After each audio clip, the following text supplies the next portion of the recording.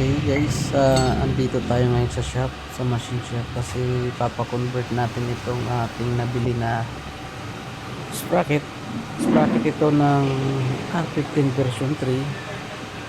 Hindi nga lang siya fit kasi hindi tumutugma yung kanilang mga butas sa tornilyohan, kaya ipapa-machine shop natin, papalakyan natin ang butas para maglaro.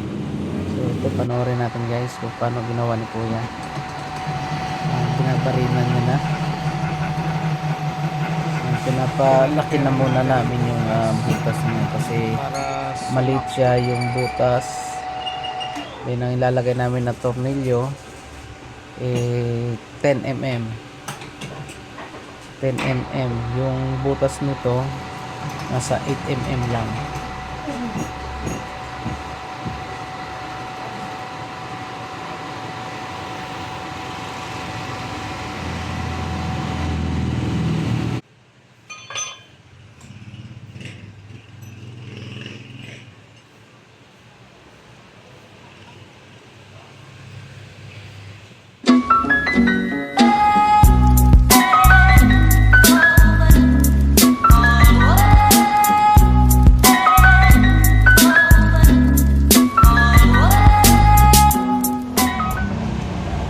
Ito naman, gagawa tayo ng pinaka singsing niya doon sa may sprocket, kasi para mag-fit yung nabili natin na sprocket, mas malaki kasi yung butas ng diameter ng gitna ng sprocket, kaya kailangan natin gumawa ng pinaka singsing niya. Okay, pakita natin mamaya guys pagkatapos nito.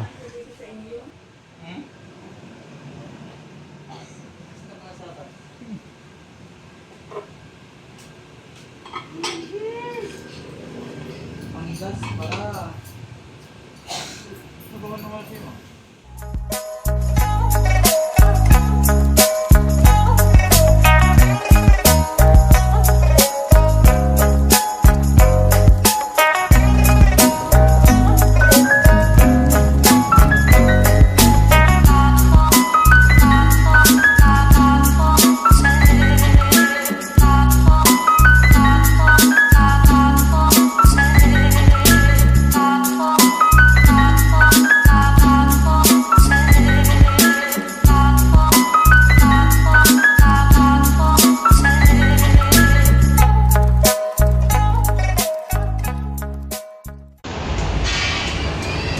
Sakto na yung sleeve niya.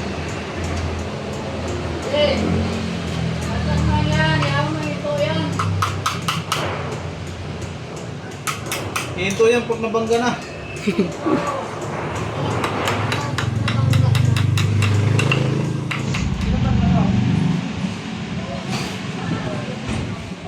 Yan na.